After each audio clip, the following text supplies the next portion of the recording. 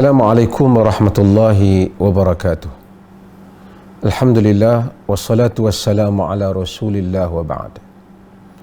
Alhamdulillah, kita baru sahaja merasa sedikit kegembiraan dengan apa yang dicapai oleh umat Islam di Gaza, walaupun mereka teruk dibantai oleh Israel ataupun kerajaan Yahudi Zionis Israel.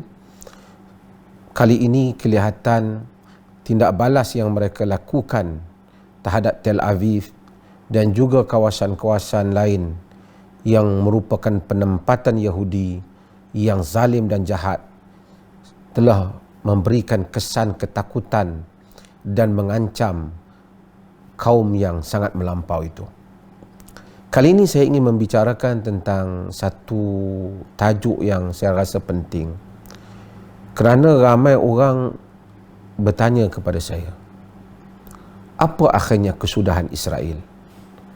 Walaupun mereka kali ini Hamas menyatakan bahawasanya mereka dapat mengancam Tel Aviv sehingga Tel Aviv menuntut untuk gencatan senjata, tetapi Israel berdiri dengan megahnya lagi, dengan disokong oleh kuasa-kuasa besar dan disokong oleh Amerika yang menggunakan vetonya senantiasa untuk membela kerajaan Yahudi Israel tersebut. Jadi saya mengambil ruang ini untuk membicarakan sedikit tentang pengkhabaran Al-Quran tentang masa depan kaum yang zalim dan jahat ini. Sebelum itu, mungkin ramai orang juga bertanya-tanya, bolehkah kita panggil kerajaan Yahudi ini Israel? Tidakkah Israel itu nama kepada Nabi Yaqub alaihi salam? Kita katakan kita panggil dia Israel kerana itu panggilan yang telah dipanggil padanya. Seperti mana kita ada orang bernama Muhammad, tapi Muhammad itu bukanlah Muhammad Nabi Muhammad sallallahu alaihi wasallam. Ada orang bernama Yusuf, mungkin dia nakal ataupun dia tak baik, tapi itu bukanlah Nabi Yusuf alaihi salam. Lain, walaupun namanya sama tetapi maksudnya berbeza. Kembali kepada tajuk kita ini. Saya terpanggil untuk membicarakan tajuk ini kerana saya mengingati apa yang ditulis oleh guru saya, Al-Syekh Dr. Salah Abdul Fattah Al-Khalidi, di dalam satu bukunya yang telah ditulis sejak berpuluh tahun yang dahulu, iaitu Haqaiqu Quraniyah Haul Al-Qadiyyah Al-Falastiniyah. Hakikat Quran berhubung dengan isu Palestin. Dan pada akhir buku itu dia ada sedikit menafsirkan satu ayat, beberapa ayat di dalam surah Al-Isra ataupun surah Bani Israel, yang selalu saya sebut merupakan surah yang berada pada juzuk yang ke-15 di tengah-tengah Al-Quran. Sehingga sebahagian para mufassirin zaman ini menyebut seakan-akan Allah Subhanahu wa taala memberikan satu isyarat bahawasanya isu Yahudi ini adalah isu yang tengah, yang senantiasa akan bermain di dalam kehidupan umat Islam. Kita balik apa yang disebut di dalam surah Al-Isra, bermula daripada ayat 4 khususnya, yang mana Allah Subhanahu wa taala menceritakan bagaimana kerosakan yang dilakukan oleh Bani Israel dan bagaimana mereka akan dimusnahkan. Allah Subhanahu wa taala menyebut, wa qadaina ila bani Israel fil kitabi latufsidunna fil ardi marratain wa la ta'lunna uluwan kabira. Maksudnya, wa qadaina ila bani Israel, kami telah qadaina ila bani Israel, kami telah memaklumkan, mengiklamkan. Dalam konteks ini, wa qada ini boleh dimaksudkan kami telah mengiklankan kepada Bani Israel fil kitabi, di dalam Alkitab. Kitab di sini ialah kitab Taurat. La tufsidunna fil ardi marratain, kamu akan benar-benar melakukan kerosakan di muka bumi marratain, sebanyak 2 kali. Wala ta'lunna uluwan kabira, kamu akan melakukan kesombongan, kebongkakan dengan kebongkakan yang sangat besar. Ayat ini telah menjadi perbincangan di kalangan para ulama. Allah menyatakan, Allah telah memaklumkan bahawa Bani Israel akan melakukan 2 kerosakan di atas muka bumi. Apakah kerosakan ini? Adakah kerosakan ini yang dimaksudkan itu bermula daripada zaman Nabi Musa AS, ataupun selepas daripada Nabi Musa yang mengendalikan kaum Bani Israel ini ialah Yusha' bin Nun, pemuda yang mewarisi Nabi Musa AS, ataupun selepas daripada itu pada zaman Talut, raja mereka yang saleh, ataupun pada zaman Daud, pada zaman Sulaiman, ataupun yang dimaksudkan ini pada zaman Nabi kita Muhammad sallallahu alaihi wasallam. Syekh Saleh Abdul Fattah Khalidi, dia berpendapat bahawasanya ayat ini menceritakan tentang kerosakan yang akan berlaku pada zaman ini. Kerana kaum Yahudi memang banyak kerosakan mereka, tapi konteks ayat ini ialah kerosakan yang akan berlaku pada zaman Nabi kita Muhammad sallallahu alaihi wasallam. Kerana Allah Subhanahu wa taala menyebut 2 kerosakan yang akan dilakukan dan kesombongan dan keangkuhan yang besar, kemudian Allah Subhanahu wa taala menyebut, fa idza jaa wa'du ulahuma ba'athna 'alaikum 'ibadan lana uli ba'sin syadid fajasu khilalad diyar wa kana wa'dan maf'ula. Fa idza jaa wa'du ulahuma, apabila datang janji yang pertama, yakni janji selepas janji pada kerosakan yang pertama. Ba'athna 'alaikum 'ibadan lana, kami akan menghantar kepada kamu ibadan lana, hamba-hamba bagi kami. Perkataan hamba-hamba bagi kami ini memberi isyarat mereka ini adalah hamba-hamba Allah yang saleh. Kerana Allah Subhanahu wa taala apabila menggunakan perkataan ibadur rahman, subhanalladzi asra bi'abdihi, seperti mana permulaan surah, perkataan-perkataan ini menunjukkan mereka yang saleh, servants of us, servant of ours, hamba-hamba kami. Allah juga menggunakan perkataan hamba kadang-kadang tidak bermaksud pada yang saleh, tetapi menggunakan perkataan abid. Wa ma rabbuka bidhallamin lil abid, tidaklah Tuhanmu menzalimi abid, yakni hamba, yakni ini kepada orang-orang yang tidak beriman.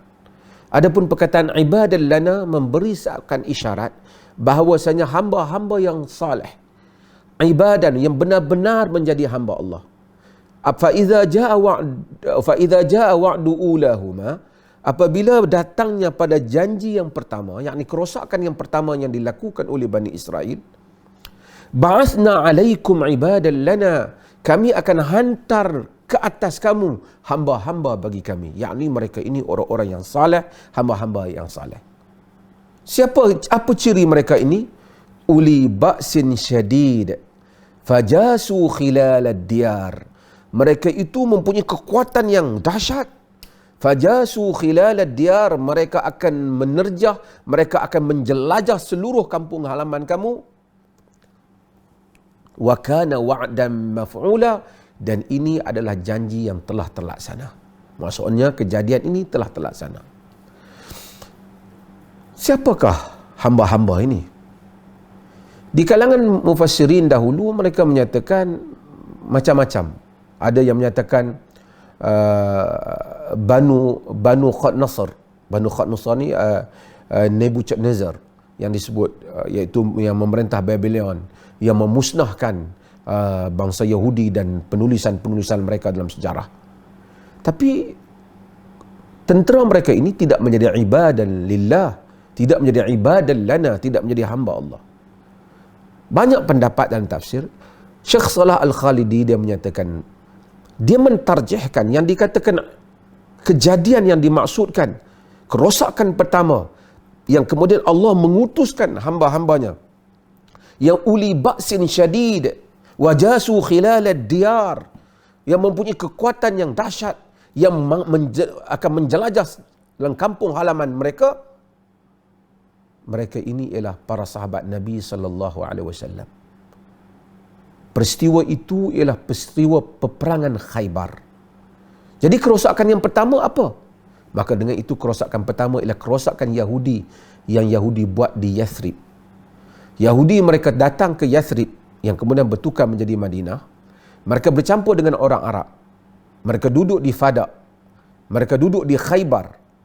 Mereka kemudiannya membentuk satu masyarakat yang kuat.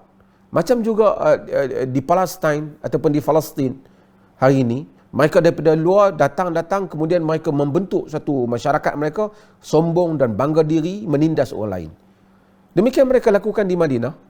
Orang-orang Arab pula memandang tinggi pada mereka ketika itu disebabkan mereka boleh membaca, tahu kitab-kitab yang lama, ada pengetahuan, mereka itu mempunyai pendidikan. Kemudian mereka menyebarkan pergaduhan, perbalahan antara orang Arab. Mereka mengamalkan sistem riba. Mereka mengamalkan pembohongan. Mereka menghasut. Mereka mengamalkan berbagai-bagai lagi khurafat sehingga merosakkan masyarakat Arab. Orang Arab tidak berani melawan mereka. Hanya mereka menyatakan nanti apabila datang Nabi yang benar, kami akan memerangi kamu. Dan Yahudi juga mendakwa Nabi itu akan berpihak pada mereka. Itulah kerosakan yang pertama. Apabila Nabi SAW memasuki Yathrib dan menjadikannya kota Madinah seperti mana yang kita tahu, Yahudi dibenarkan hidup di sana. Tetapi mereka telah mengkhianati perjanjian. Mereka melakukan kerosakan dan pakatan dengan musuh-musuh Nabi SAW untuk merosakkan Madinah daripada dalam. Sehingga berlakunya peperangan Khaybar. Dengan peperangan Khaybar yang hebat itu, Nabi menyerahkan bendera Khaybar itu kepada Sayyidina Ali untuk mengepalai peperangan itu dan akhirnya telah menghalau Yahudi keluar daripada Madinah dan menghancurkan kampung halaman mereka kerana mereka senantiasa mungkir kepada janji. Sebab itu sehingga hari ini kita dengar anak-anak Palestin apabila mereka berperang menghadapi Yahudi, mereka menyebut Khaybar Khaybar ya Yahud, Jaishu Muhammad saufa ya'ud. Khaybar Khaybar wahai Yahudi, Jaishu Muhammad saufa ya'ud, tentera Muhammad akan kembali. Kerana tentera Muhammad yang mereka maksudkan ialah tentera Muhammad dalam peperangan Khaybar. Maka yang dimaksudkan oleh Allah Subhanahu wa taala, ba'athna 'alaikum 'ibadan lana uli ba'sin syadidin fajasu khilal ad-diyar wa kana wa'dan maf'ula. Kami akan hantar ke atas kamu hamba-hamba bagi kami, yakni para sahabat yang saleh, hamba-hamba bagi Allah, yang mereka itu mempunyai kekuatan yang hebat ketika itu sehingga mereka ditompaskan, Yahudi ditumpaskan, dihancurkan kampung halaman mereka, masuk ke kampung halaman mereka, dan janji ini telah pun terlaksana. Kita faham daripada ayat ini bahawasanya Allah Subhanahu wa taala menjadikan kemenangan yang pertama kerana ada ibadan lana, hamba-hamba bagi kami, yakni hamba-hamba yang saleh. Dan saya tertarik dengan ini apa yang disebut oleh Asy-Syaikh Mutawalli Sya'rawi rahimahullah, seorang mufassir yang terkenal daripada negeri Mesir. Beliau menyatakan bahawasanya selagi tidak ada ibadan lana, hamba-hamba yang saleh seperti mana para sahabat, kemenangan untuk mengatasi Yahudi tidak akan dapat dilakukan. Kerana kemenangan yang pertama dilakukan oleh ibadan lana, hamba-hamba bagi Allah Subhanahu wa taala. Kemudian setelah kejadian peristiwa Nabi telah menghalau mereka keluar daripada Madinah, Allah Subhanahu wa taala menyatakan, "Tsumma radadna lakumul karrata 'alaihim wa amdadnakum bi amwalin wa banin wa ja'alnakum aktsara nafira." Allah menyatakan, kemudian summa radadna lakumul karrah, kemudian kami akan mengembalikan kepada kamu kemenangan, alaihim, ke atas mereka. Mereka apa? Mereka golongan yang telah mengalahkan kamu kali pertama. Allah kata kemudian kami akan mengembalikan kepada kamu wahai orang Yahudi kemenangan. Orang Yahudi akan kembali mengalahkan orang Arab. Akan mengalih alaihim, kalau dalam konteks mengalahkan orang Islam.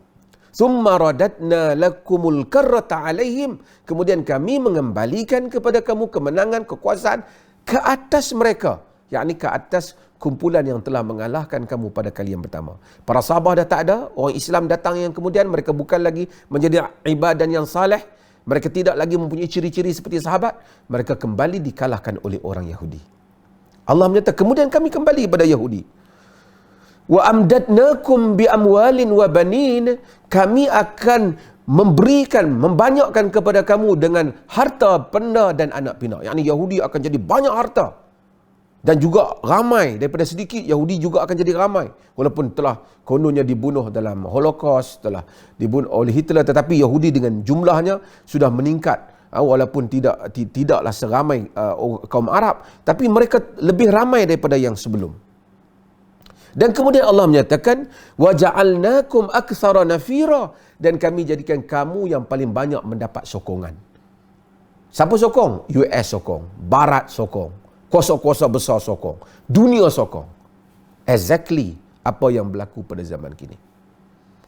Yahudi kembali harta banyak, syarikat-syarikat besar mereka punya, monopoli harta mereka punya, lobby-lobby politik, kempen-kempen politik Amerika dan seumpamanya, tak dapat menang mana-mana kandidat yang tidak menyokong mereka kerana mereka mempunyai biaya yang kuat di media. Mereka menggunakan veto kuasa-kuasa besar kerana mereka aktsara nafira, mereka paling banyak mendapat sokongan. Ini yang Allah ceritakan keadaan Yahudi, dan kita rasakan itulah keadaan Yahudi pada zaman ini. Yang sedang kita tengok, kenapa Yahudi sentiasa dapat sokongan.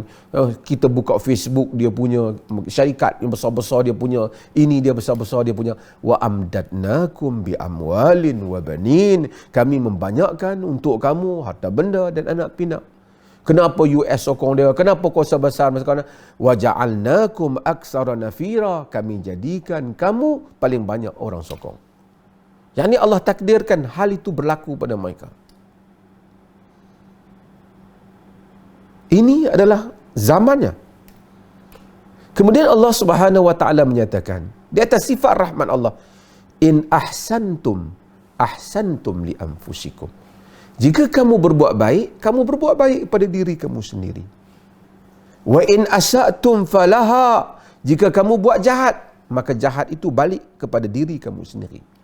Kemudian Allah sambung, fa idza jaa wa'dul akhirati liyasujuhakum waliyadkhulul masjida kama dakhaluhu awwala marrah waliyutabbiru ma alau tatbira. Fa idza jaa wa'dul akhirati, apabila datang janji yang kedua. Tadi dua kerosakan, janji yang kedua setelah Yahudi dah begitu kuat dan macam keadaan sekarang ni, apabila datang janji yang kedua, liyasujuhakum, kami liyasujuhakum, mereka yakni orang-orang yang telah mengalahkan kamu itu pada peringkat yang pertama akan kembali memburukkan wajah-wajah kamu. Yakni segala yang kamu banggakan akan hancur, akan diburukkan. Segala maruah kamu akan liyasujuhakum waliyadkhulul masjida kama dakhalu awwala marrah, kama dakhalu awwala marrah, dan untuk mereka memasuki kembali masjid itu seperti mana mereka memasukinya pada kali yang pertama. Apa masjid yang dimaksudkan di sini? Tentulah masjid yang dimaksudkan di sini ialah ada dua masjid yang disebut pada awal surah, iaitu Masjidil Haram, Masjidil Aqsa. Subhanalladzi asra bi 'abdihi lailan minal Masjidil Harami ilal Masjidil Aqsa. Masjid apa yang dimasuki kali yang pertama? Ialah orang Islam masuk seperti mana kali pertama masuk, iaitu Sayyidina Umar telah memasuki Masjidil Aqsa dengan kemuliaannya setelah dikuasai ketika itu oleh Kristian. Macam mana masuk dengan mulianya? Allah kata, waliyadkhulul masjida kama dakhalu awwal marrah. Mereka itu kumpulan yang dahulu telah mengalahkan kamu, kembali mereka akan masuk ke Masjidil Aqsa seperti mana mereka telah masukinya pada kali yang pertama. Yakni orang Islam akan kembali memasuki Masjidil Aqsa dengan penuh kekuatan dan kebanggaan, bukan seperti masuk sekarang. Sebab itu kita lihat apabila janji ini belum berlaku, orang Islam nak masuk pun masih lagi ada halangan, kekacauan dan seumpamanya. Bukan masuk dengan izzah seperti masuknya Umar bin Khattab radhiyallahu anhu. walitabbiru ma alau tatbira, dan mereka akan menghancurkan apa yang mereka kuasai sehancur-hancurnya. Yakni mereka akan hancurkan semua kejahatan-kejahatan kamu, kezaliman-kezaliman kamu, ketenteraan-ketenteraan kamu, mereka akan hancurkan bagi kali yang keduanya. Kali yang kedua inilah yang belum berlaku.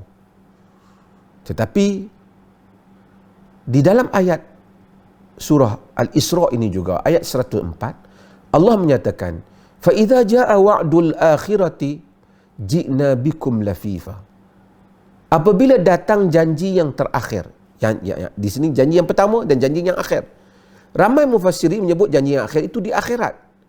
Tetapi janji yang akhir, jika lihat perkataan di sini, wa'dul akhirah, dan itu juga wa'dul akhirah, janji yang akhir. Apabila datang janji yang akhir, pada ayat 104 yang menyatakan, kami akan membawa kamu, wahai Yahudi, lafifa, berhimpun daripada berbagai-bagai penjuru, berbagai-bagai tempat kamu berhimpun. Jika kita lihat, seakan-akan itulah yang berlaku. Yahudi di seluruh dunia berhimpun di satu tempat, iaitu di Israel. Negara Palestin itu yang mereka panggil Israel. Sebenarnya ia Palestin. Mereka semua ji'na bikum lafifa.